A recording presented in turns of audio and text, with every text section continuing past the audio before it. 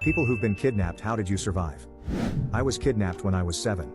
It was by a very drug-ridden family member who told me he was bringing me out for ice cream. He left me on a bench outside of a bar when the bartender told him he couldn't bring kids in. It was a dirty biker bar in Las Vegas during the 90s.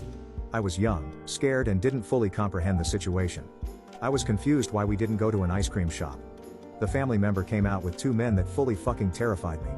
One of them touched my curly bright red hair and smiled wide. I remember not knowing what to do, so I started singing Joan Osborne's "What If God Was One of Us." They got freaked when I wouldn't stop singing and walked back in the bar. I was definitely a weird kid, but singing as self-defense was kind of smart. I was left alone on the bench again when a man walked up and asked me where my parents were. I told him I didn't get ice cream and wanted to go back to my mom, but my family member wouldn't let me.